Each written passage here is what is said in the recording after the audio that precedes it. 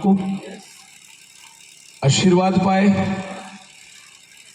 आज सुबह प्रभु ने फिर एक संधि हमें दिया और मैं आज सुबह आपसे वचनों की कुछ गहराई बताना चाहता हूं।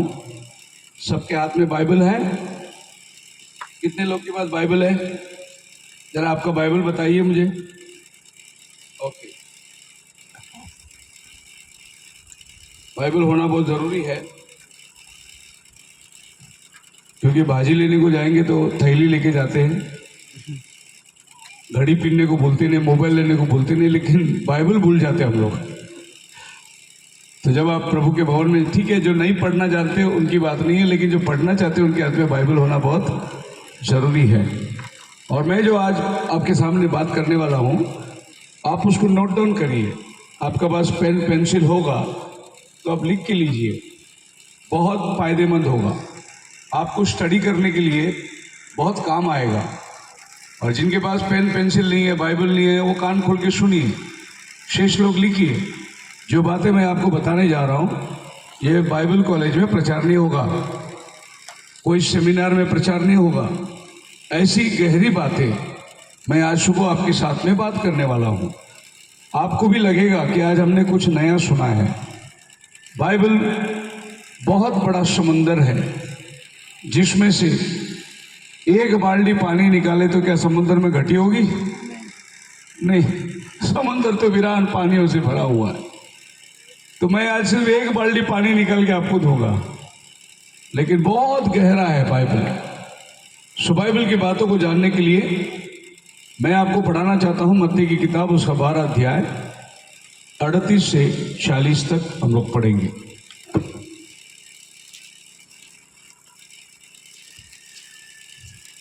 इस पर कुछ शास्त्रियों और फरीसियों ने उससे कहा, हे गुरु, हम तुझसे एक चिन्ह देखना चाहते हैं। हम तुझसे एक चिन्ह देखना चाहते हैं। उसने उन्हें उत्तर दिया, इस युग के बुरे और व्यभिचारी लोग जी चिन्ह ढूंढते हैं जी, परंतु यौना भविष्यद्वक्ता के चिन्ह को छोड़ कोई और चिन्ह उनको न दिया जाएगा। आमीन। आमीन। यीशु मसीह के पास कुछ शास्त्री और फरीसी आए और कहने लगे कि हमें कुछ चिन्ह दिखा, तू मसीहा है करके हम तुझ पर कैसे विश्वास करें? कुछ चमत्कार करके बता, ताकि हम तुझे यकीन करें कि तू परमेश्वर का जन है और परमेश्वर ने तुझे भेजा है। हम तेरी क्यों सुनेंगे? कुछ ऐसे चमत्कार करके बता, कुछ चिन्ह करके बता। यीशु मसीह ने उनको बोला, योना के चिन्ह के सिवा तुम्हें और कोई चिन्ह नहीं दिया जाएगा। योना कौन है? जिसने 3 दिन मछली के पेट में निकाला, बाद में मछली ने उसको ले आकर निनवे में उल्टी कर दी और फिर जाके योना प्रचार किया। प्रभु यीशु मसीह उनसे कहता है कि योना का चिन्ह तुम्हें दिया गया है। अब योना का चिन्ह क्या है? जैसा वो 3 दिन मछली के पेट में था धरती के अंदर, वैसा मुझे 3 दिन धरती के अंदर रखेंगे और तीसरा दिन मैं मुर्दों में से जिंदा हो जाऊंगा। यही तुम्हारे लिए चिन्ह है। बोलो हालेलुया। अब चिन्ह कब पूरा होगा? जब प्रभु यीशु मसीह क्रूस पर चढ़ेगा, मारा जाएगा, गाड़ा जाएगा, 3 दिन वो अंदर रहेगा और तीसरे दिन उठेगा, तब ये काम पूरा होगा। अरे उसने बोला था कि वो 3 दिन धरती के नीचे जैसे योना था, वो हो गया। इसी तरीके से एक और आदमी प्रभु यीशु मसीह के पास आया। पढ़िए यूहन्ना की किताब, उसकी 3 अध्याय के अंदर, और उसका पहला वचन से 5 वचन तक पढ़ेंगे। फरीसियों में से निकोदेमुस नाम का एक मनुष्य था, जो यहूदियों का सरदार था जी। उसने रात को यीशु के पास आकर उससे कहा, हे रबी, हम जानते हैं कि तू परमेश्वर की ओर से गुरु होकर आया है, क्योंकि कोई इन चिन्हों को जो तू दिखाता है, यदि परमेश्वर उसके साथ ना हो तो नहीं दिखा सकता। ये गुरु है और ये यीशु के पास रात को आया और यीशु से कहा, हे रबी, तू जो चिन्ह दिखाता है ऐसा कोई आम आदमी चिन्ह नहीं दिखा सकता। इससे ये बात यकीन हुआ कि तू परमेश्वर के पास से आया है। बोलो हालेलुया। इसको चिन्ह मिल गया और उस चिन्ह पर वो विश्वास करके रात को आया हो। कभी आया? कभी आया? आप जवाब दीजिए। रात को आया। हम लोग बात करेंगे आपस में। शाम को मैं स्टेज में प्रचार करूंगा, तभी आप बात नहीं करना, अभी आप बात करिए मेरे साथ में। हम लोग अभी बाइबल स्टडी कर रहे हैं। रात को आया। आपको मालूम है रात को क्यों आया? क्योंकि वो भी एक पास्टर था, और अगर दिन में आता तो उसके मेंबर लोग बोलते देखो अपना पास्टर उधर सीखने को जा रहा है, इसके लिए वो थोड़ा डर गया। बोले कि रात को जाके सीख के आएंगे। ऐसे बहुत पास्टर लोग हैं जो रात को सीखते हैं, लेकिन पब्लिक के सामने बोले कि हमको सब मालूम है। रात को आया, यीशु को बोला कि जो चिन्ह तो दिखाता है वो कोई आम आदमी नहीं दिखा सकता, और इससे हमें यकीन हो गया है कि आप परमेश्वर का जन है। लेकिन परमेश्वर का राज्य में जाने का रास्ता क्या है वो जरा बताओ हमको। देखो पास्टर है, चर्च है इसके पास, यहूदियों का गुरु है, लेकिन उसको परमेश्वर का राज्य में जाने का रास्ता नहीं मालूम। तब यीशु मसीह उसको कहता है जब तक मनुष्य पानी और जल से जन्म ना ले वो परमेश्वर के राज्य में प्रवेश नहीं कर सकता। अब ये निकोदेमुस ने उसको बोला मुझे एक और चिन्ह चाहिए आपके पास से, आप ही मसीहा है, ऐसा मुझे एक चिन्ह चाहिए। तो प्रभु यीशु मसीह उसको एक चिन्ह दे रहा है। उसी 3 अध्याय में आ जाए और उसको 14 वचन पढ़िए। और जिस तरह से मूसा ने जंगल में सांप को ऊंचे पर चढ़ाया, हाँ जी, उसी रीति से हाँ अवश्य है कि मनुष्य का पुत्र भी ऊंचे पर चढ़ाया जाए, हाँ जी, ताकि जो कोई उस पर विश्वास करे हाँ, वो अनंत जीवन पाए। Praise the Lord. आमीन। प्रभु उसको चिन्ह दे रहा है क्योंकि वो निकोदेमुस से शास्त्री है, उसको सब मालूमात है। बोलते जैसा मूसा को लकड़ी पर लटकाया था, वैसा जिस दिन मुझे लटकाएंगे उस दिन तुम समझना मैं कौन हूं करके उसको चिन्ह दिया प्रभु ने। जैसा मूसा को वचन में जंगल में सांप का, पीतल का सांप बना के काट पर लटकाया था, वैसा जिस दिन मुझे लटकाएंगे मनुष्य का पुत्र को, उस दिन तू समझ जाना मैं कौन हूं। और फिर प्रभु कहता है जो विश्वास करेगा वो अनंत काल का जीवन पाएगा। हालेलुया। अब निकोदेमुस ये चिन्ह लेकर जा रहा है और वो इंतजार कर रहा है कब इसको लकड़ी पे लटकाएगा, वो देखेंगे हम लोग। उसके बाद बाइबल में निकोदेमुस का नाम नहीं आता। फिर एक दिन निकोदेमुस के बारे में चर्चा हो रही है। उधर यीशु मसीह को पकड़वाने के लिए कुछ लोगों को भेजे, और वो सिपाही लोग जाकर यीशु मसीह के वचन को सुने और बिना पकड़े वो खाली हाथ आ गए। तो जो धर्मशास्त्री लोग उनको भेजे थे, बोले किधर है यीशु, किधर है यीशु? वो सिपाही लोग बोले हम गए थे पकड़ने को उसको, लेकिन वो ऐसी ऐसी बातें कर रहा है हमारी हिम्मत नहीं हुई पकड़ने को, खाली हाथ आ गए हम लोग। हालेलुया। तब निकोदेमुस पूछता है क्या हमारी व्यवस्था ये बात सिखाती है कि बेगुनाह को पकड़कर मारे, जिसके ऊपर कोई गलती नहीं उसको पकड़ के सजा दे? ये हमारी शास्त्र सिखाता है। इसका मतलब निकोदेमुस अपने दिल में मान लिया था यीशु बेगुनाह है। बोलो हालेलुया। लेकिन वो खुल के नहीं आया। आगे देखिए, आप पढ़िए यूहन्ना का किताब, उसका 8 अध्याय का 28 वचन।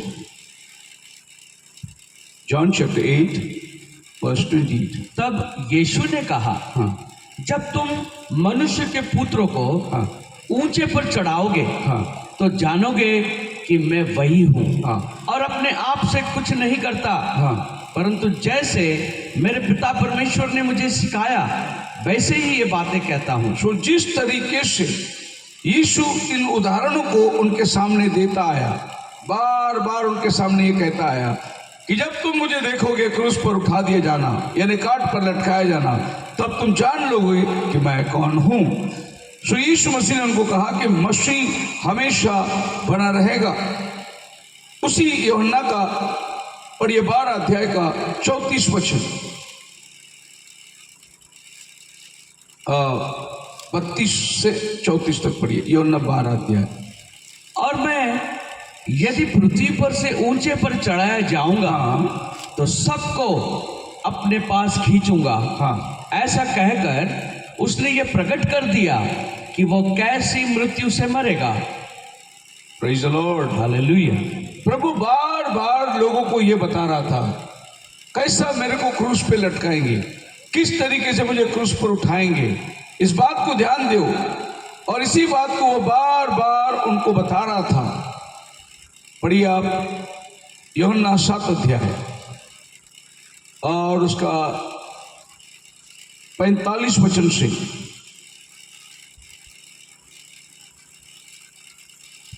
तब सिपाही प्रधान याजकों और फरीसियों के पास आए हाँ और उन्होंने उनसे कहा, तुम उसे क्यों नहीं लाए?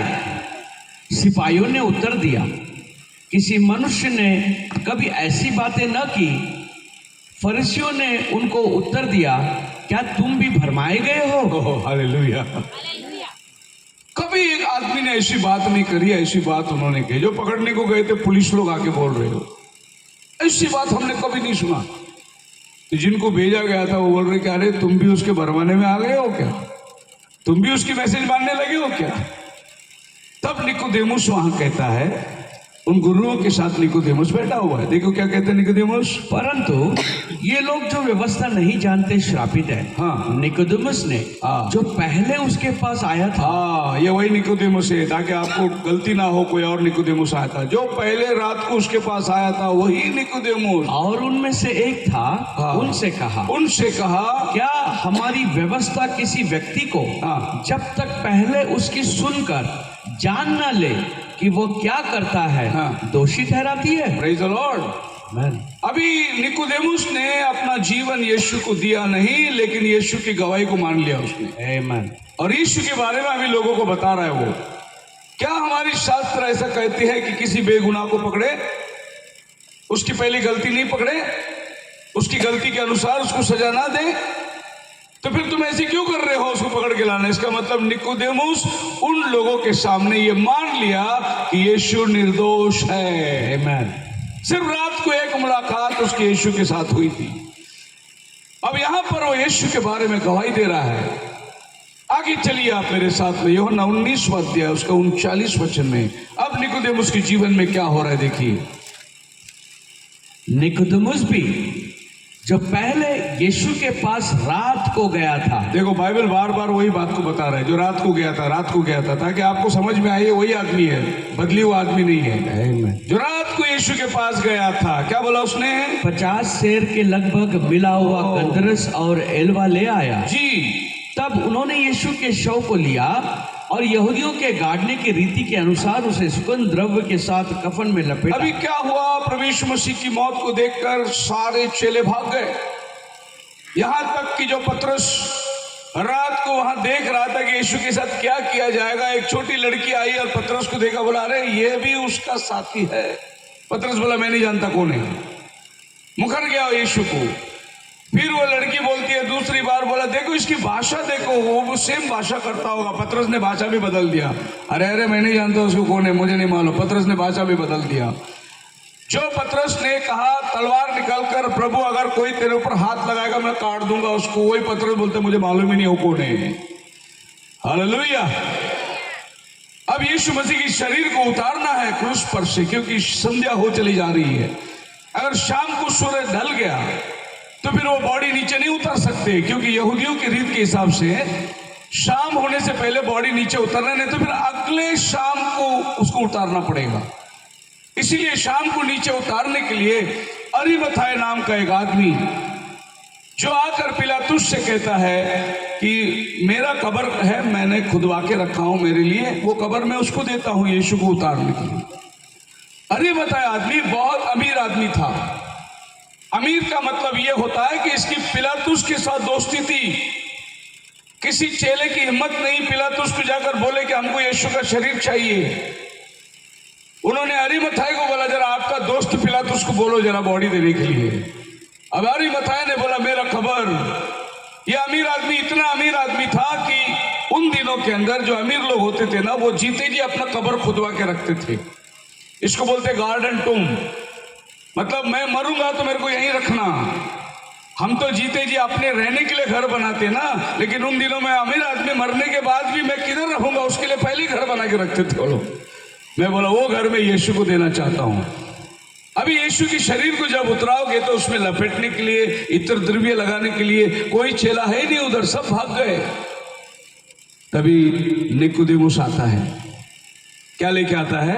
अर्ध शिकल इत्र द्रव्य लाता है।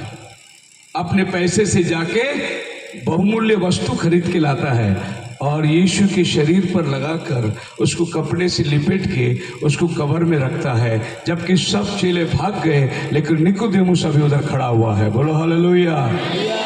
क्यों निकोदेमुस ने अपनी संपत्ति से ये सब खरीद के यीशु के शरीर पे लाया? क्योंकि जब उसने यीशु को क्रूस पे देखा, उसका चिन्ह पूरा हो गया। बोला, उसने कहा था जिस दिन मुझे लटकाएगा क्रूस पर, तुम समझ जाना मैं कौन हूं। और निकोदेमुस मान लिया यही मसीहा है। हालेलुया। और खुल के सामने आया, ये लो मेरा अर्पण और इसकी दफन विधि को कर दो। बोल हालेलुया। हालेलुया। चिन्ह, जब आपको चिन्ह मिलता है आपका विश्वास खातरी हो जाता है। रात को आकर निकोदेमुस ने बोला, हमको एक चिन्ह चाहिए, आप मसीहा है करके। प्रभु ने उसको चिन्ह दिया, जिस दिन मुझे लटकाएंगे, मूसा ने सांप लटकाया वैसा, तो समझ जाना कौन है। और उस दिन निकोदेमुस ने लोगों के सामने आकर खड़ा हो गया, ये ही मसीहा है। बोलो हालेलुया। सो इस दुनिया के लोग चिन्ह को ढूंढते हैं। चिन्ह क्या है? आज भरी भरी सभाओं में 3 लाख 4 लाख 5 लाख लोग जाते हैं, सिर्फ चिन्ह ढूंढने जाते हैं, कुछ चमत्कार हो जाए। लेकिन ये चमत्कार कब तक चलती है?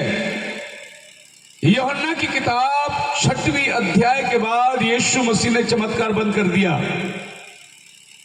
यूहन्ना के 6 के बाद आप पढ़ोगे, यीशु मसीह ने कोई चमत्कार नहीं किया। जितना चमत्कार है 6 के पहले कर दिया। जब यीशु मसीह चमत्कार करना बंद कर दिया तो 6 अध्याय में क्या होती है? देखिए, पढ़िए यूहन्ना 6 अध्याय का 66 वचन। 6 का 66। इस पर उसके चेलों में से बहुत सारे उल्टे फिर गए। हाँ। और उसके बाद उसके साथ न चले। हाँ। तब यीशु ने उन 12 से कहा, हाँ, क्या तुम भी चले जाना चाहते हो? हाँ जी। शिमोन पतरस ने उसको उत्तर दिया, हे प्रभु, हम किसके पास जाएं? जी, अनंत जीवन की बातें तो तेरे ही पास है। जब यीशु मसीह ने कहा अब चिन्ह बंद, अब बीमार अच्छा होना, अंधे देखना, लंगड़े चलना, ये सब अभी बंद। अभी जो मेरा मांस खाएगा उसके अंदर जीवन होगा, जो मेरा लहू पिएगा उसके अंदर जीवन होगा। चमत्कार बंद। अभी प्रभु ने चमत्कार को नमस्कार किया और बोला, अभी जो वचन खाएगा उसके अंदर जीवन होगा। आमीन। हालेलुया। हालेलुया। फिर सब चले गए छोड़ के। 66 में देखो, सब चले गए। बोला, हम तो चिन्ह के लिए आए थे, हम तो चंगाई पाने के लिए आए थे, हम तो सोचा था इधर बीमार ठीक होंगे करके आए थे। प्रभु बोला, अभी वो सेवा बंद हो गया, अभी तुमको वचन खाना पड़ेगा। क्या लिखा आपके बाइबल में 66 में? इस पर उसके चेलों में से बहुत सारे उल्टे फिर गए। उल्टे फिर गए। और उसके बाद कौन लोग? उसके चेलों में से। कौन उल्टे फिर गए? उसके चेलों जो उसके साथ में 3.5 साल सेवा की है, वो सब उल्टे फिर गए। अभी उनके चेलों में से बहुत लोग उल्टे फिर गए। बोले कि ये कैसा संदेश है? ये अपना मांस खाने को कहता है, अपना लहू पीने को कहता है, ये हमें नरभक्षी बना रहा है। कैसे संदेश है? बहुत कठिन संदेश है ये। वो उल्टे फिर गए। बचे 12 लोग। प्रभु ने उनको बोला, तुमको भी जाना है तो जाओ। पतरस ने बोला, प्रभु, जीवन का वचन आपके पास है, हम आपको छोड़ के किधर जाएंगे? हम चमत्कार के लिए नहीं आए प्रभु, हम वचन के लिए आए हैं। हालेलुया। वो चमत्कार के लिए आए हुए चले गए, लेकिन जो वचन के लिए आए थे वो टिके हुए थे उधर। आज आप वचन के लिए प्रयास करो। 1 कुरिन्थियों 13 अध्याय में देखिए, भाषाएं जाती रहेगी, यदि तू पहाड़ों को हटा दे और प्रेम न रखे तो तू झनझनाती हुई छाछ के समान है। ये जितनी चमत्कार, अद्भुत काम, ये सब जाती रहेगी। आप उस 1 कुरिन्थियों 13 अध्याय में पढ़ के देखिए, यदि मैं मनुष्य और स्वर्गदूत की बोलियां बोलूं, मनुष्य और स्वर्गदूत की बोलियां बोलो, मतलब अन्य भाषा में 1-1 घंटा बात करूं और प्रेम न रखूं तो मैं ठनठनाता हुआ पीतल, हालेलुया, झनझनाती हुई झांझ महाराज हूँ और यदि मैं भविष्यवाणी करूँ हाँ और सब भेदों को और सब प्रकार के ज्ञान को समझूं और मुझे यहाँ तक पूरा विश्वास हो कि मैं पहाड़ों को भी हटा दूं, विश्वास, पहाड़ों को चमत्कार करके दिखाऊं और प्रेम ना हो तो कुछ भी नहीं। तो ये सब टलने वाला है, ये सब बंद होने वाला है। एक दिन टिकेगा कौन? परमेश्वर का वचन है, वही टिकने वाला है। आकाश और पृथ्वी टल जाएगी लेकिन मेरी बातें कभी नहीं टलेगी। वचन है जो सदा बनी रहने वाली है। मैं लोगों से कहता हूं, खाली पेट दर्द के लिए, सर दर्द के लिए यीशु मसीह के पास मत आओ। ये तो डॉक्टर भी 2 एनासिन गोली देगा, ठीक हो जाता है। यीशु के पास आने के उद्धार के लिए यीशु के पास आओ, हालेलुया, पाप क्षमा के लिए यीशु के पास आओ, क्योंकि ये दुनिया नहीं दे सकती, ये खाली यीशु मसीह देता है। हालेलुया, अनंत काल का जीवन के लिए यीशु के पास आओ, क्योंकि अनंत काल का जीवन कोई बनिया नहीं देगा, कोई दुकानदार नहीं देगा। अनंत काल का जीवन वही दे सकता है जो अपना जीवन आपके लिए दे दिया। आमीन, वो है प्रभु यीशु मसीह। बोलो हालेलुया। हालेलुया। चिन्ह को ढूंढते हो, चिन्ह तुम्हें चाहिए। बाइबल में लिखा हुआ है, इसाया 7 अध्याय उसका 14 वचन के अंदर, एक कुंवारी गर्भवती होगी, परमेश्वर तुम्हें एक चिन्ह देगा। देखिए क्या लिखा है 7 का 14। इस कारण हाँ, प्रभु आप ही तुमको एक चिन्ह देगा, चिन्ह देगा। सुनो, हाँ, एक कुंवारी गर्भवती होगी, प्रेज द लॉर्ड, हालेलुया। जनेगी, प्रभु बोलता है कि एक कुंवारी गर्भवती होगी, पुत्र जनेगी, पुत्र जनेगी, उसका नाम इम्मानुएल रखेगी। उसका नाम इम्मानुएल रखा जाएगा। चिन्ह, प्रभु चिन्ह दे रहा है। चिन्ह क्या है इसमें? कुंवारी गर्भवती होगी, वही चिन्ह है। औरत तो गर्भवती होती है, जिसकी शादी हुई वो गर्भवती होगी, लेकिन जब कुंवारी गर्भवती होगी वो मेरा चिन्ह होगा। बोला हालेलुया, हालेलुया। क्योंकि कुंवारी गर्भवती हो नहीं सकती। साइंस के मुताबिक कुंवारी कैसी गर्भवती होगी? लेकिन जब कुंवारी गर्भवती होगी तो समझना ये चिन्ह मेरी ओर से है, उसका नाम इम्मानुएल रखना। आपको मालूम है मत्ती का 1 अध्याय 23 वचन में इम्मानुएल का मतलब क्या लिखा हुआ है? मत्ती का 1 अध्याय 23 वचन क्या है इम्मानुएल का मतलब? और हाँ, देखो, एक कुंवारी गर्भवती होगी, हाँ जी, और एक पुत्र जनेगी, हाँ, और उसका नाम इम्मानुएल रखा जाएगा, हाँ, जिसका अर्थ है हाँ, परमेश्वर हमारे साथ। हालेलुया। हालेलुया। इम्मानुएल का मतलब क्या है? परमेश्वर हमारे। फिर पहले किधर था वो? सवाल ये है, अगर वो बालक पैदा होगा तो खुदा हमारे साथ, उसके पहले खुदा किधर था? तब भी वो साथ में ही था, लेकिन शरीर के रूप में नहीं था, आत्मा के रूप में था। लेकिन अब वो देहधारी होकर आया। परमेश्वर, पढ़िए अनुवाद की किताब 1 अध्याय 6 अध्याय का 4 वचन, अनुवाद डिट्रॉनमी, हिंदी में व्यवस्था विवरण 6वां अध्याय का 14 वचन। हे इस्राएल, हे इस्राएल, सुन, हाँ, यहोवा हमारा परमेश्वर है। हाँ, यहोवा एक ही है। कितना है हमारा परमेश्वर? एक ही है। कितना है परमेश्वर? एक ही जरा है। हाथ उठा के बताइए कितना है परमेश्वर? एक ही है। और वह बाइबल बोलता है इम्मानुएल जो आएगा वो एक ही परमेश्वर जो हमारे ऊपर था वो अभी हमारे साथ आया है। आमीन। सो परमेश्वर का वचन 3 भागों में हम लोग देख सकते हैं। एक, परमेश्वर हमारे ऊपर अग्नि स्तंभ में, बादल के स्तूल में उनके साथ मंडला रहा था। कभी वो झाड़ियों से बात करता, कभी अग्नि से बात करता, कभी बादल से बात करता। उसके बाद वही परमेश्वर देहधारी होकर आया, वचन देहधारी होकर आया। अब वो इम्मानुएल बन गया, परमेश्वर हमारे साथ।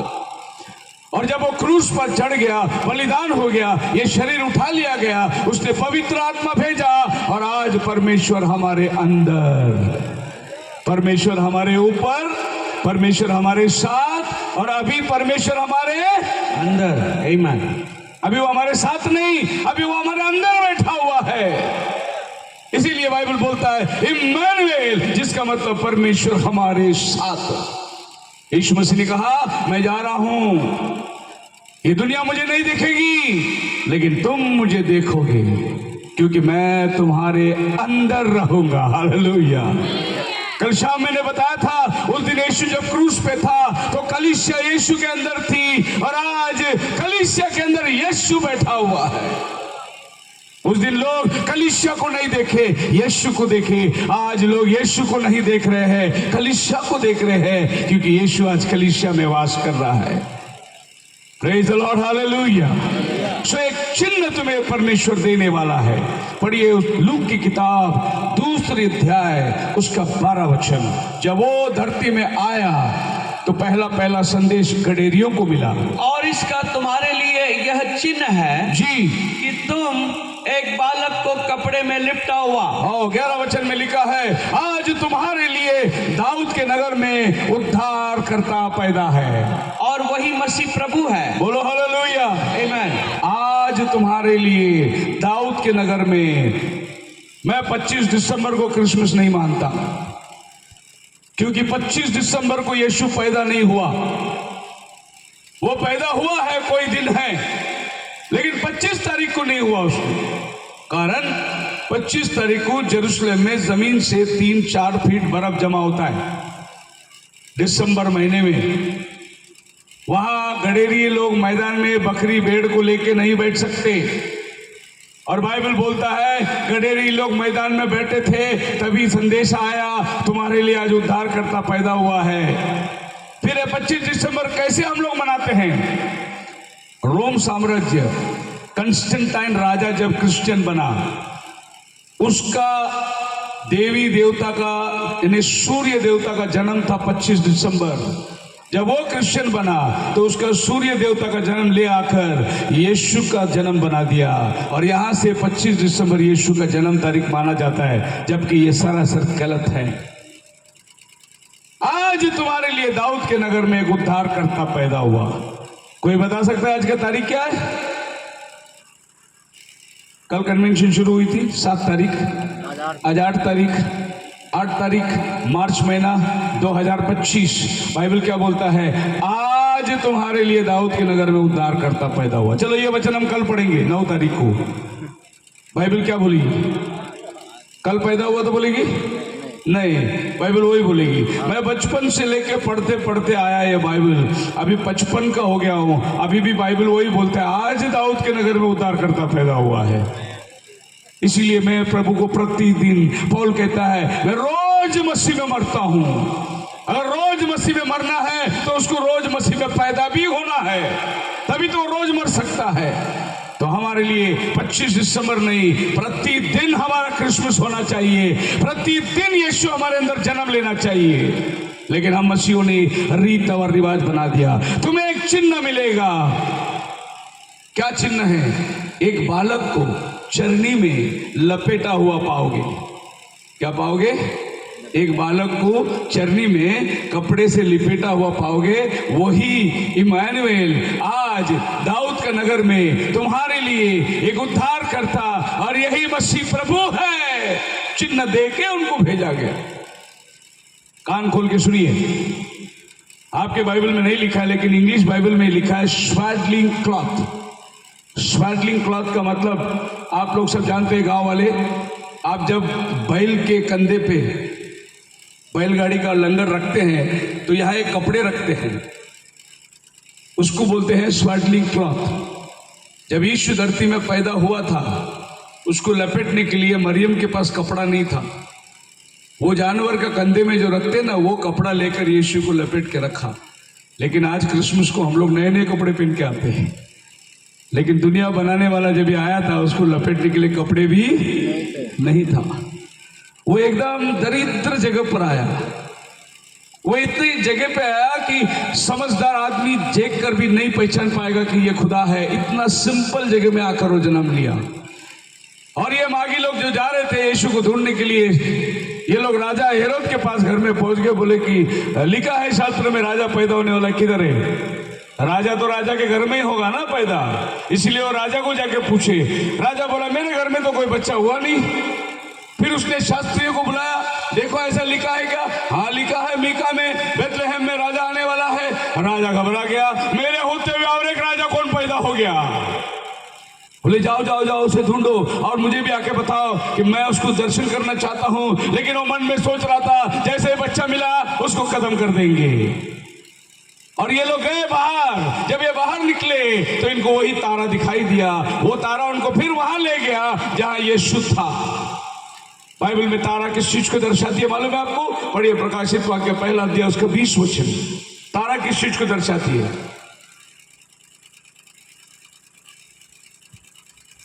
अर्थात हाँ, उन 7 तारों का भेद, उन 7 तारों का भेद जिन्हें तूने मेरे दाहिने हाथ में देखा था। हाँ, और उन 7 सोने के द्यूटों का भेद, जी, वे 7 तारे 7 कलीसियाओं के दूत तारा का मतलब है परमेश्वर के भेजे हुए दूत। आमीन। तो जब ये लोग बाहर निकले तारा दिखाई दिया। तारा उनको वहां ले गया जहां यीशु था। हर परमेश्वर का दूत आपको हमेशा वहां ले जाएगा जहां यीशु है। तुम जगत की ज्योति हो, वचन पढ़े हो क्या नहीं? तुम जगत की ज्योति हो। इंग्लिश में लिखा है you are the light of the world. दूसरे शब्दों में you are the torch. Torch किसको चलते? अंधेरे में लाइट मारते हैं ना, दूसरे को लाइट दिखाते हैं। और प्रभु ने बोला तुम जगत की ज्योति हो, मतलब जो अंधकार में चल रहे हैं आप उनके लिए लाइट है। लेकिन अभी बहुत लोग लाइट अपने ऊपर डाल के रखते हैं। देखो मेरे को देखो बोलते हैं। आपको लाइट किधर बताने का? यीशु की तरफ। वो लाइट है उधर, लेकिन इधर सब अपने ऊपर लाइट लगा के बैठे हुए हैं। प्रभु ने आपको लाइट किस लिए बोला? ये दुनिया में तुम लोगों को बताओ कि मैं किधर हूं, जगत की ज्योति मैं हूं। लेकिन आज सब आदमी अपने फेमस, अपने आप को बड़ा करने के चक्कर में पड़े। सो बाइबल में लिखा है जब यीशु उठाया जाएगा वो सबको अपने पास खींचेगा। यहां चिन्ह की बात हो रही है, मुद्दे में आ जाएंगे। बहुत गहरी बात जो मैं आपको बताने जा रहा हूं, अगर ये आपके दिमाग से निकल गया तो आप समझो कुछ नहीं पाया। ये बात को ध्यान से सुनिए। चिन्ह उस समय को दर्शाता है कि अभी क्या टाइम हो रहा है। प्रभु यीशु मसीह कहते हैं तुम आकाश को देखकर कहते हो लाल है, बरसात आएगी, तूफान आएगी। जब तुम समयों का चिन्ह को पहचान सकते हो तो ये चिन्ह क्यों नहीं पहचान रहे हो तुम? क्या हो रहा है उनके आंखों के सामने, इस बात को क्यों नहीं जान रहे हो तुम? तो यीशु मसीह मंदिर में आया। पढ़िए लूक की किताब उसका 4 अध्याय है। आज के संदेश का विषय यही है मेरा। यीशु मसीह मंदिर में आया, उसको ईशाया की किताब दिया गया और ईशाया की किताब से यीशु मसीह ने वो जगह खोल दी जहां ये लिखा हुआ था। पढ़िए। और वो नाजरत में आया, नाजरत में आया जहां उसका पालन पोषण हुआ था। हाँ जी। और अपनी रीति के अनुसार हाँ जी। शब्द के दिन हाँ। आराधनालय में जाकर हाँ। पढ़ने के लिए खड़ा हुआ। हाँ। यशायाह भविष्यद्वक्ता की पुस्तक उसे दी गई। हाँ। और उसने पुस्तक खोलकर हाँ। वह जगह निकाली जहां यह लिखा था प्रभु का आत्मा मुझ पर है, इसलिए कि उसने कंगालों को सुसमाचार सुनाने के लिए जी मेरा अभिषेक किया है जी। और मुझे इसलिए भेजा है हाँ। कि बंदियों को छुटकारे का हाँ। और अंधों को दृष्टि पाने का सुसमाचार प्रचार करो। हाँ। और कुचले को छुड़ाओ। Praise the Lord. और प्रभु के प्रसन्न रहने का वर्ष का प्रचार करो। जी। आगे। तब उसने पुस्तक बंद करके जी उसके सेवक के हाथ में दे दी जी। और बैठ गया। हाँ। और आराधनालय के सब लोगों की आंखें उस पर लगी थी। हाँ। तब वो उनसे कहने लगा आज यह लेख तुम्हारे देख से सामने पूरा हो गया हुआ है। आमीन। पूरा वचन नहीं, जितना मैं पढ़ा उतना पूरा हुआ। आज जितना मैंने पढ़ा तुम्हारे सामने उतना आज पूरा हुआ, तुम्हारे सामने हो गया। और भी उसमें कुछ भाग लिखा है वो मैं नहीं पढ़ा क्योंकि वो आज नहीं होगा, वो बाद में होने वाला है। सो ये दृश्य क्या है? यीशु मसीह मंदिर में आया और उस दिन यीशु मसीह के हाथ में किताब दिया गया, यशायाह का किताब। उन दिनों में बाइबल ऐसी थी, यशायाह का किताब, मीकाया का किताब, सब स्क्रोल के रूप में थी।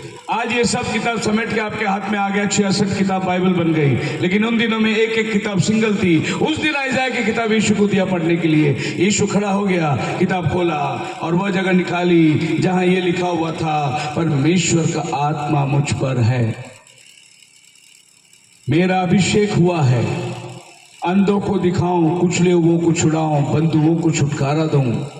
यह वचन पढ़कर उसने किताब बंद कर दी और दे दिया याजक के हाथ में और जाकर वो बैठ गया। जब वो बैठ गया तो सब लोग की नजर उस पर लगी हुई थी।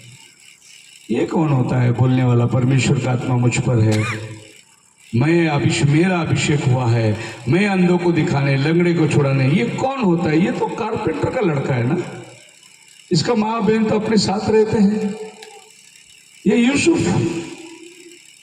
सबको मालूम है यीशु मसीह कौन है। जब यीशु को देखते थे तो लोग क्या बोलते थे, यहाँ पर हाथ रखिए और मरकुस की 6वीं अध्याय खोलिए, उसका 3रा वचन पढ़ के फिर से इधर आएंगे हम लोग। मरकुस का 6:3।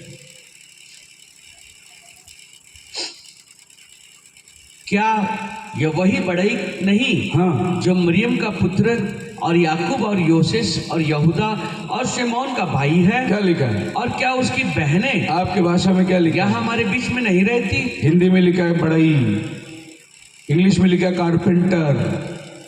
आप कौन सा भाषा पढ़ते हैं, गुजराती या मराठी? कौन? जब सुतार बाइबल पढ़ के बैठ गया तो सब बोल रहे थे सुतार, ये क्या बोल रहा है कि परमेश्वर का आत्मा मुझ पर है? ये तो सुतार है। हमारे बंगले बनाने के लिए 4 दरवाजे यही बना के दिया था हमें। हालेलुया। तो दुनिया जब यीशु को देखती थी तो सुतार करके देखती थी, और जब यीशु ने बोला परमेश्वर का आत्मा मुझ पर है, आज मेरा अभिषेक हुआ है, और जाकर वो बैठ गया तो सबकी आंखें उस पर लगी थी, और यीशु मसीह फिर से बोला आज यह ले तुम्हारे सामने पूरा हो गया है। बोलो हालेलुया। लेकिन अभी आप इसमें गौर करना, प्रभु कितना वचन पढ़ा देखो, और कितना वचन को उसने बोला आज पूरा हो गया। अब ये वचन को पूरा पढ़ना है तो आइजाया 61 अध्याय खोल के यीशु पढ़ा था। प्रभु यहोवा का आत्मा मुझ पर है, मुझ पर है, क्योंकि यहोवा ने हाँ, सुसमाचार सुनाने के लिए हाँ, मेरा अभिषेक किया जी, और मुझे इसलिए भेजा है कि खेदित मन के लोगों को शांति दूं, कि बंदियों के लिए स्वतंत्रता का, हाँ, और कैदियों के लिए छुटकारे का प्रचार करूं, हाँ, कि यहोवा के प्रसन्न रहने का वर्ष का, हाँ, और हमारे परमेश्वर के पलटा लेने का दिन का प्रचार करूं। हालेलुया। सब विलाप करने वालों को शांति दूं। यही से पढ़ा था उसने कि यहोवा के प्रसन्न रहने का वर्ष का और हमारे परमेश्वर का पलटा। हमारे बाइबल में आइजाया 61 ये बाद में नंबर दिया, पहला नंबर नहीं था बाइबल में, पहला वचन का कोई अंक नहीं था, पहले खाली एक किताब थी। बाद में ये किताब जब बाइबल में जोड़ा गया तो इसको अंक दिया 61 अध्याय 62 अध्याय, ताकि आपको खोलने में पढ़ने में मदद हो। लेकिन उस दिन वचन एक साथ आती थी सीधा।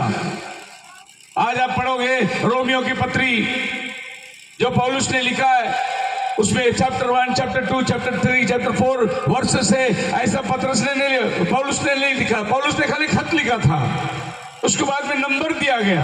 अब ये नंबर को गौर से पढ़िए कैसा पढ़ेगा, यीशु मसीह ने क्या पढ़ा, इस बात को ध्यान करिए। यहोवा के प्रसन्न रहने का, यहोवा का प्रसन्न रहने का वर्ष का, और हमारे परमेश्वर का पलटा लेने का दिन का, और हमारे परमेश्वर का पलटा लेने का वर्ष, यहोवा का प्रसन्न रहने का वर्ष और पलटा लेने का वर्ष, ये दोनों का प्रचार करने के लिए मसीहा आने वाला है। बोलो हालेलुया। आइए अब यहाँ गौर करना वाला है, आप पढ़िए इस वचन को अच्छे से पढ़िए। जिनके हाथ में बाइबल है कि यहोवा के, एक मिनट, आपके हाथ में जैसे बाइबल है आप खुद पढ़िए, उसको ध्यान से पढ़िए, जैसे भाई पढ़ रहा है आप वहां देखिए। हाँ, यहोवा के प्रसन्न, आइजाया 61:2, आइजाया 61:2 कि पढ़िए। यहोवा के प्रसन्न रहने का वर्ष का, देखो भाई बरोबर पढ़ रहे कि आप चेक करो, कि यहोवा के प्रसन्न रहने का वर्ष का, हाँ, और हाँ, हमारे परमेश्वर के पलटा लेने के दिन का प्रचार करूं, कि सब विलाप करने वालों को शांति दूं, और सिय्योन के विलाप करने वालों के सिर पर की राख दूर करके सुंदर पगड़ी बांध दूं। ओके, बराबर पढ़ रहा है ब्रदर, सही है आपके वचन में।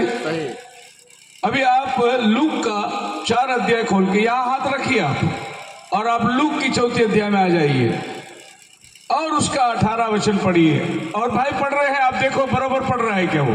लूक 4:18। हाँ, प्रभु का आत्मा मुझ पर है, हाँ, इसलिए कि उसने कंगालों को सुसमाचार सुनाने के लिए मेरा अभिषेक किया है। हाँ जी, और मुझे इसलिए भेजा है जी, कि बंदियों को छुटकारे का, जी, और अंधों को दृष्टि पाने का, जी, सुसमाचार प्रचार करूं, जी, और कुचले हुओं को छुड़ाऊं, जी, और हाँ, प्रभु के करूं जी। तब उसने पुस्तक बंद करके सेवक के हाथ में दे दी। बराबर है, मैंने जो पढ़ा बराबर है आपके बाइबल में।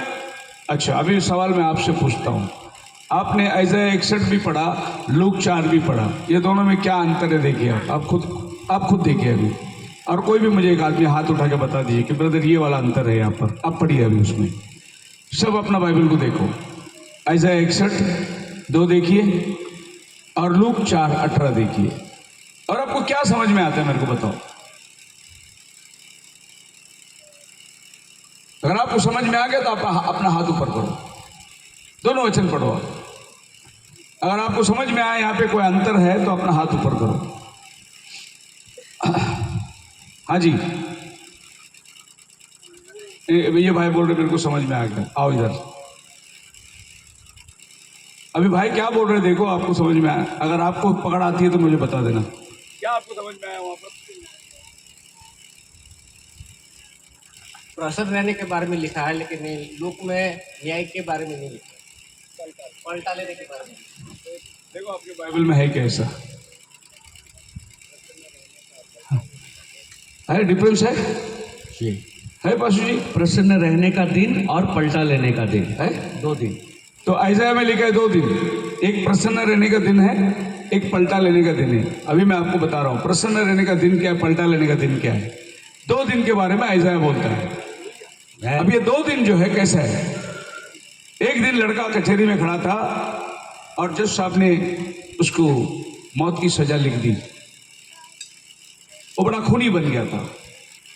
तब वो लड़का कचहरी से उठा और भाग के गया, जज साहब का पैर पकड़ लिया, बोले सर साहब आप मुझे बचाओ, आप जानते नहीं आप कौन, मैं कौन हूं?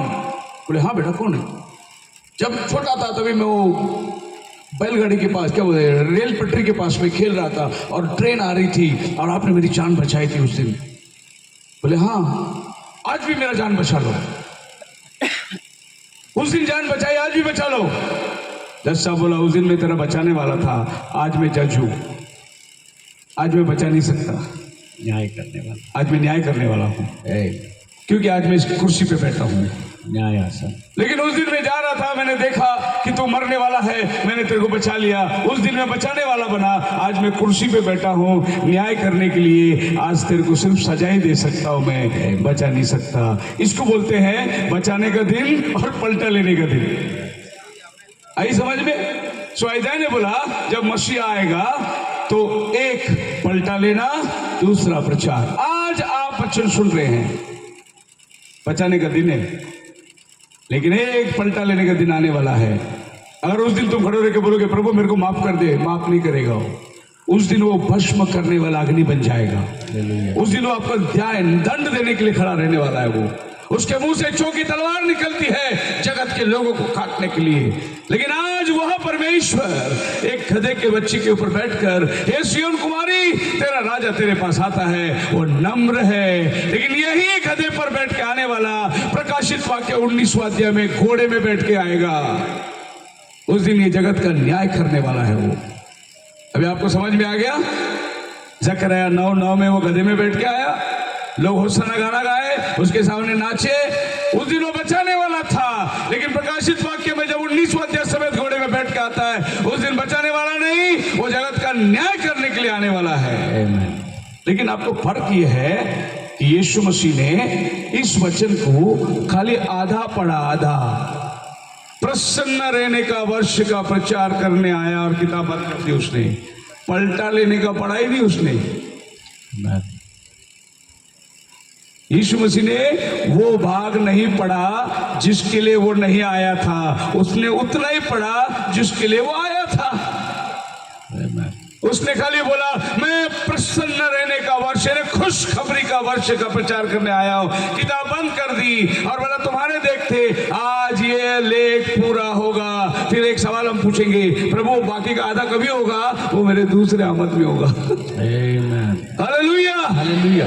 जब मैं पृथ्वी का न्याय करने आने वाला हूं तो बदला लेने का वर्ष का तब मैं पढ़ूंगा, लेकिन आज मैं इतना ही पढ़ूंगा क्योंकि मैं तुम्हें बचाने आया हूं।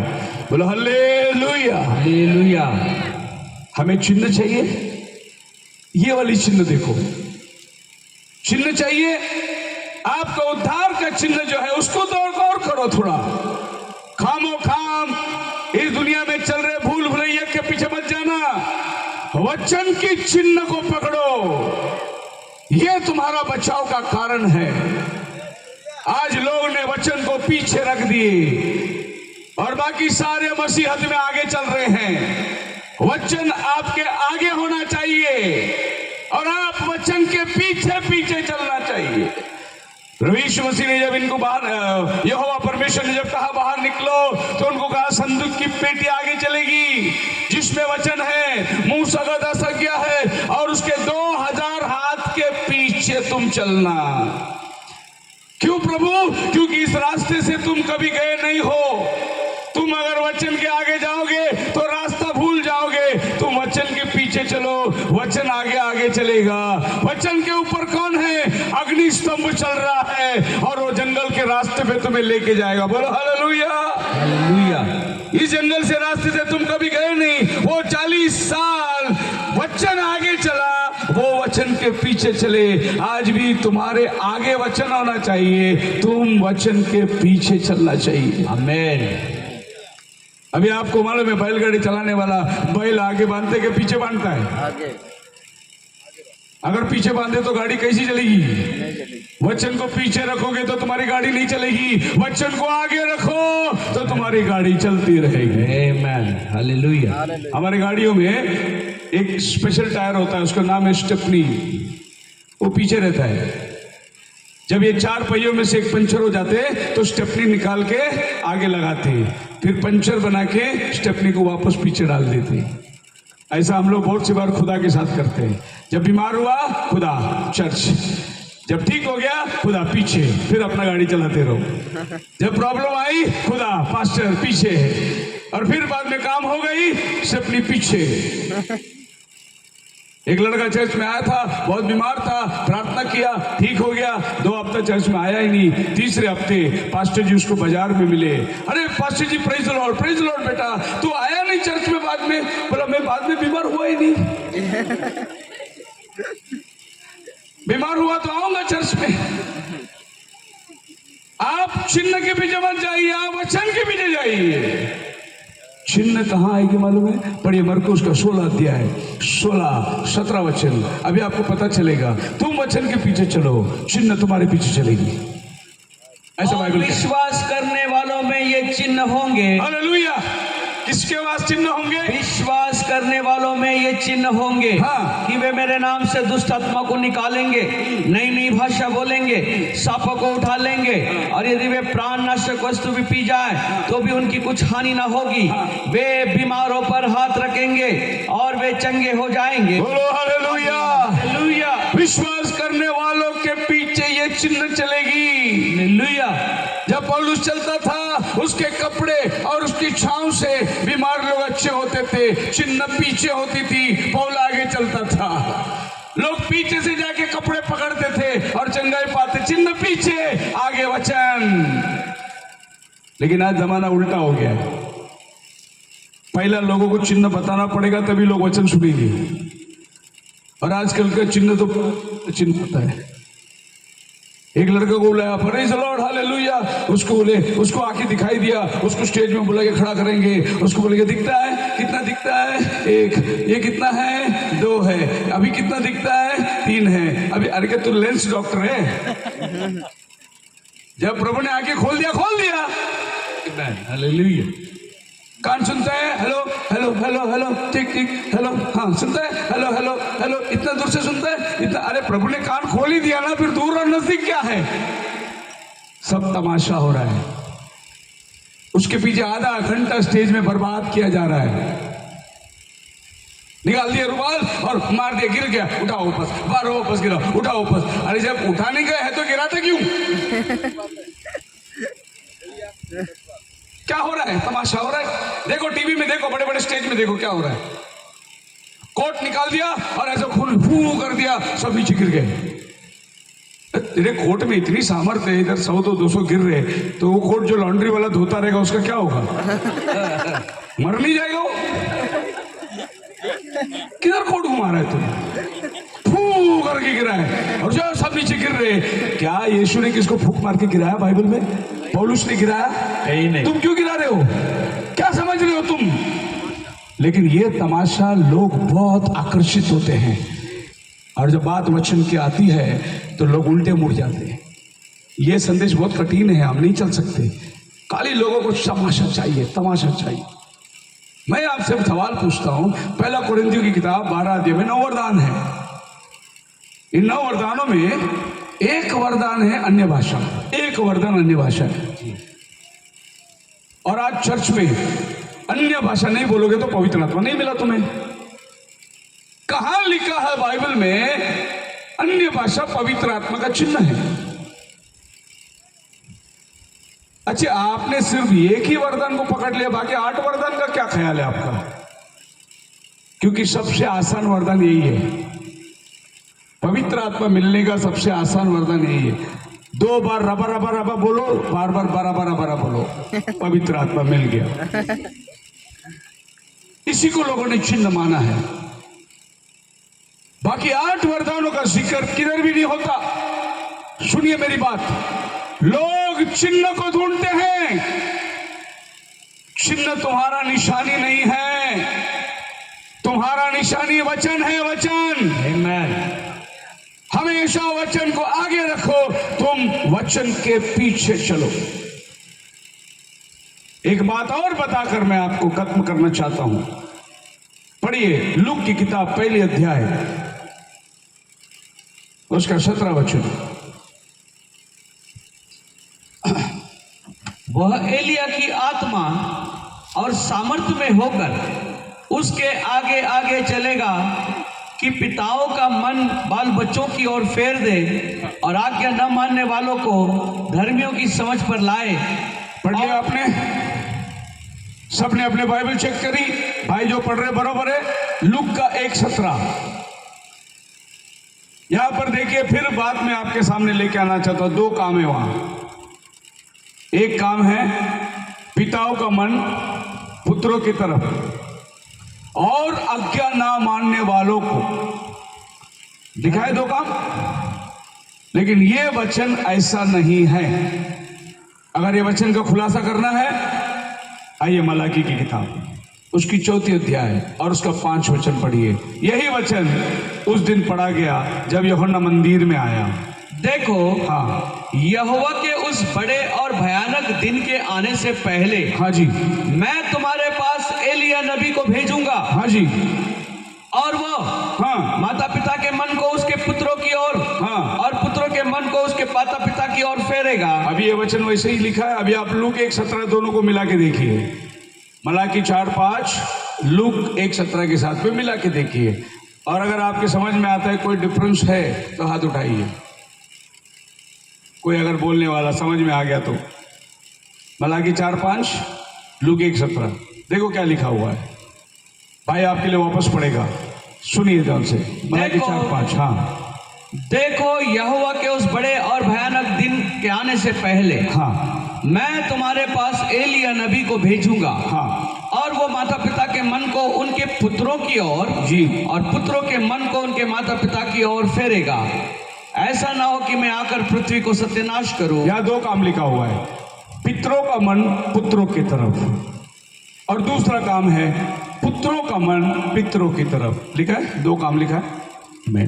बाप का मन बेटे की तरफ और बेटे का मन बाप की तरफ, ऐसा 2 काम लिखा है उधर। जी, पढ़िए आपके बाइबल में। जी, अभी जब यूहन्ना मंदिर में आया उस टाइम पे यही वचन पढ़ा गया। वह एलिया की आत्मा, हाँ, और सामर्थ्य में होकर जी, उसके आगे आगे चलेगा। हाँ, कि पिताओं के मन, पिताओं का मन को, मतलब बाप का मन को बाल बच्चों की ओर फेर दे और आज्ञा न मानने वालों को। यहाँ रुको।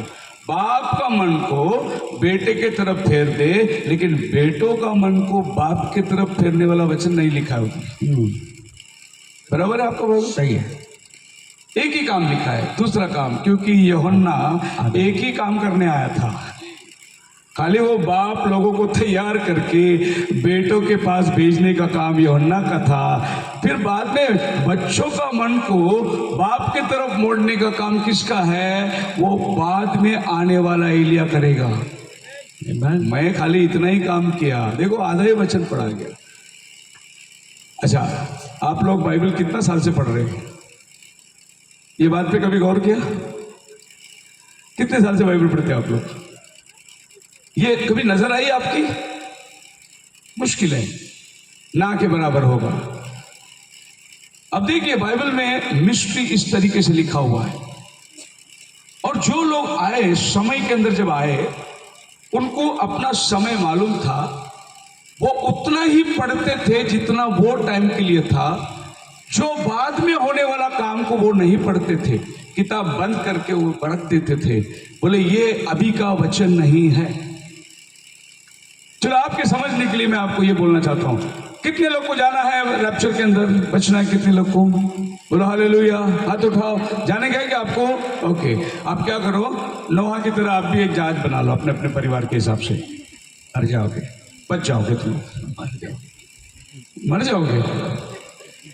अरे मैं बोल रहा हूं बच जाओगे। नोहा बचा ना, तुम भी बचोगे? नहीं, वो नोहा का संदेश था। अभी का संदेश जहाज बनाने का नहीं है, अभी दूसरा संदेश उतर के आया है। अब वो जहाज जो लकड़ी का था नहीं, अब वो जहाज जो यीशु का शरीर है, उसमें आपको आना पड़ेगा बचना है तो। आमीन, हालेलुया। मैंने एक दिन गुड फ्राइडे को प्रचार किया, और मूसा के टाइम प्रभु ने बोला मेमने को कलील और उसका लहू चौखट पे लगाओ, हर परिवार के जैसे हिसाब से मेमना काटो और अंदर उसका मांस भून के खाओ।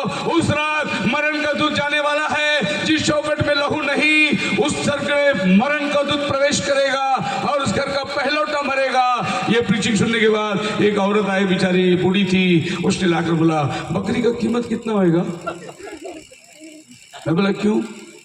नहीं बाबा, मैं बकरी नहीं काट सकता, आप ही काट के लहू मेरे दरवाजे में लगा दो। मैं बोला वो मूसा का टाइम लगाने का था, बकरी अभी यीशु का लहू लगाने का टाइम है। वो बकरी गया, अब यीशु का लहू नहीं लगाओगे तो मारे जाओगे तुम। तो लोगों को समझ ही नहीं आता कि हम कौन से टाइम में जी रहे हैं, ये टाइम का संदेश क्या है। अब आप लूक 1:17 में पढ़ने के टाइम आपको क्या नजर आता है? वह एलिया की आत्मा, एलिया की आत्मा और सामर्थ्य में होकर हालेलुया आगे आगे चलेगा। एलिया नहीं, एलिया की आत्मा। एलिया एक ही बार धरती में आया था, लेकिन उसकी आत्मा धरती में बार बार आती है। आपको मालूम है एलिया कैसा गया स्वर्ग को? जिंदा उठा लिया गया। क्यों एलिया जिंदा गया? क्योंकि उसको बार बार धरती में आने का है, इसके लिए वो मरा नहीं, वो जिंदा गया। आपके पास पेन पेंसिल है तो लिख लेना, पहला राजा 17वां अध्याय में पहली बार एलिया आता है। इधर है कि जवान बच्चे लोग? 5 लोग आओ, 5 लोग जल्दी आओ, जवान बच्चे आ जाओ, फटाफट आ जाओ। तिशबी एलिया जो गिलाद का निवासी था। 5 जन आओ, इधर खड़े रहो। ये एलिया तिशबी एलिया जो गिलाद का निवासी था, हाँ, उसने आपसे कहा इस्राएल का परमेश्वर यहोवा जिसके सम्मुख में उपस्थित रहता हूँ, उसकी जीवन की शपथ। ये 5 आदमी हैं। तिशबी एलिया, पहला तिशबी एलिया है जिसके अंदर एलिया की आत्मा थी। ये एलिया स्वर्ग में गया, अब इसकी आत्मा इसके अंदर आती है, उसका नाम है एलीशा। दूसरा राजा 2 अध्याय के अंदर आप लिख के ले लेना, घर में जाके पढ़ना। जब वो आ रहा था सबने बोले एलिया के आत्मा इसके अंदर आ गया। जैसे जाने के टाइम नदी को दुभाग किया था, वैसे एलीशा ने एलिया का कपड़ा लेके पानी में मारा, नदी दुभाग हो गया। वो कपड़ा जो एलीशा का ऊपर से आया, एलीशा के ऊपर एलिया का आत्मा एलीशा के अंदर आया। क्योंकि एलीशा ने क्या मांगा था? तेरे अंदर जो आत्मा है उसका दुगना सामर्थ्य मुझे चाहिए। उसे देखकर भविष्यवक्ताओं के दल, हाँ, जो यरीहो में उसके सामने थे, हाँ, कहने लगे, हाँ, एलिया में जो आत्मा थी, हाँ, वही एलीशा पर अंदर आ ठहर गई है। जो आत्मा एलिया में थी वो आत्मा एलीशा के अंदर आ गई। बोलो हालेलुया, हालेलुया।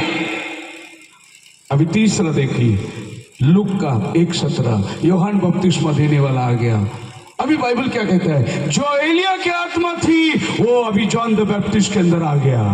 वो एलिया की आत्मा और सामर्थ्य में होकर उसके आगे आगे चलेगा। बोलो हालेलुया। हालेलुया। 3 बार हो गया। अभी यही एलिया की आत्मा बड़ी मलाकी 4:5 में, अंतिम दिनों में मैं एलिया नबी को भेजूंगा। ये मलाकी 4 अध्याय 5 वचन में फिर 4थी बार एलिया की आत्मा आती है। देखो, यहोवा के बड़े और भयानक दिन आने से पहले मैं तुम्हारे पास एलिया नबी को भेजूंगा। अंतिम समय का संदेश है, एलिया नबी को भेजूंगा।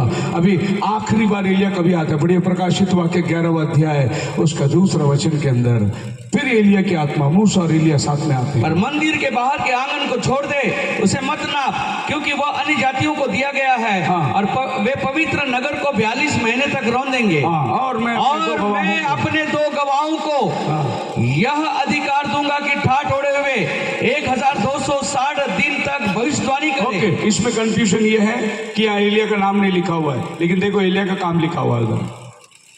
ये 2 आदमी क्या करेंगे? एक आकाश को बंद करेगा। बाइबल में आकाश को किसने बंद किया? दूसरा आदमी क्या करेगा? पानी को खून बनाएगा। बाइबल में पानी को खून किसने बनाया? मूसा ने। सो मूसा और एलिया, बाइबल में कभी भी नाम नहीं लिखा जाता, काम लिखा जाता है। यीशु मसीह को बोला, आप मसीह है क्या? हमारे आने भेजने वाले को कहे। यीशु ने बोला, जाके कह दो, अंधे देखते हैं, लंगड़े चलते हैं। काम बताया, नाम नहीं बताया। हालेलुया। हालेलुया। नाम कभी धरती में आता है जब एक देह आती है तब उसका नाम आता है। मूसा ने बोला, हे प्रभु तेरा नाम क्या है? अगर फारो पूछेगा कौन सा परमेश्वर ने भेजा, मैं क्या बताऊं? मेरा नाम मैं हूं सो हूं, जाके बोल देना। नाम नहीं बताया उसने जी। मनोवा और उसकी औरत ने देवदूत को मिले, बोले भविष्यवाणी हुआ तुझे एक संतान होगा। तो उन्होंने पूछा, आपका नाम क्या है? उन्होंने बोला, मेरा नाम अद्भुत है। नाम क्यों पूछता है तू? फरीसी ने बोला, क्यों नाम पूछता है? काम देखा ना, चल। यूहन्ना बपतिस्मा देने वाले का नाम आसमान से नीचे उतर कर आया। जब जकरिया सेवा कर रहा था, अचानक गब्रियल आ गया, लड़का होगा, उसका नाम यूहन्ना रखना।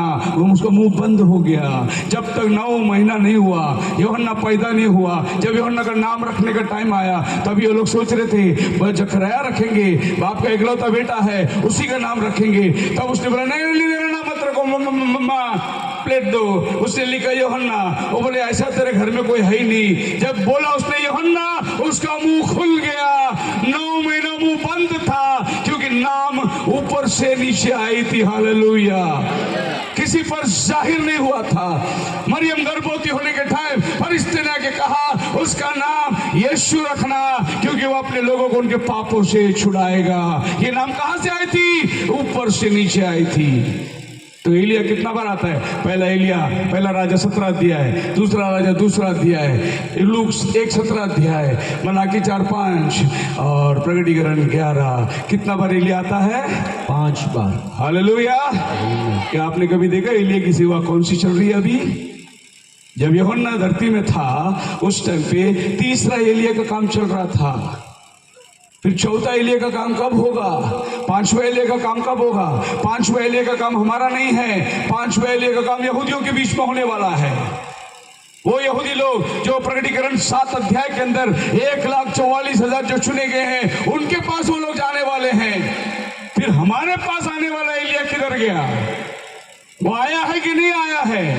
अगर आया है तो कौन होगा? अगर नहीं आया है तो कभी आएगा? ढूंढने की इच्छा तो होनी चाहिए कि वो कौन होना चाहिए, कहां आएगा वो, उसकी पहचान क्या होगी। तुम उद्धारकर्ता को देखने जाओगे, कपड़े में लिपटा हुआ एक बालक मिलेगा तुम्हें। अगर निकोदेमुस, मुझे जानना है मैं कौन हूं, तो जिस दिन मुझे क्रूस पे लटकाएगा उस दिन जान लेना मैं कौन हूं। प्रभु ने सब कुछ चिन्ह दिया। फिर इनको कैसे पहचानना है? इनका भी चिन्ह आपके बाइबल में है, लेकिन ये चिन्ह आपको प्रकाशन के रूप में खुलना बहुत जरूरी है। नहीं तो बस आप बाइबल के बाइबली रह जाएंगे, नामधारी मसीह रह जाएंगे। प्रभु आकर अपने लोगों को लेके चला जाएगा और आपको पता भी नहीं चलेगा। अरे हम तो चर्च को जाते थे, हम तो बाइबल पढ़ते थे, लेकिन समय का संदेश आपके पास नहीं आया था।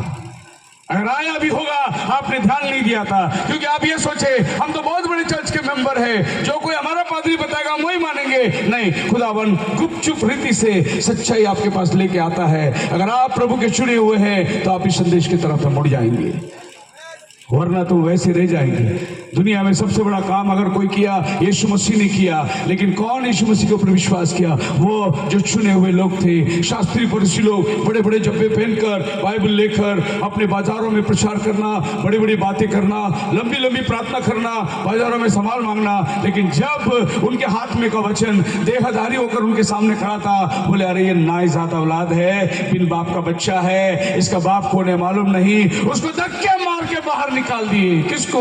जो वचन देहधारी होकर आया था, उस वचन को धक्के मार के बाहर निकाल दिए। वही वचन था, उन्हें मालूम नहीं था। आज सच्चाई को लोग धक्के मार के बाहर निकाल रहे हैं, लेकिन यही उसका बचाव का कारण है। तूफान से समंदर के रास्ते नाव डगमगा रही थी और यीशु पानी पे चल के आ रहा था। उसको देखकर घबरा गए, बोले भूत। यीशु ने बोला नहीं, मैं हूं। जो उनको बचाने के लिए आ रहा था, उसी को वो लोग भूत बोल रहे थे। हर जमाने में ऐसे ही हुआ, जो बचाने के लिए आता है संदेश, उसको गलत संदेश बोल के चले जाते लोग। लेकिन जिन्होंने उसको नाव में बिठाया, तूफान थम गई। तब पता चला अरे ये तूफान का बनाने वाला तो हमारे ही साथ बैठा हुआ है। आमेन, हालेलुया। ये समुद्र पे चल के, अरे समुद्र बनाने वाला खुदा वही है, हालेलुया।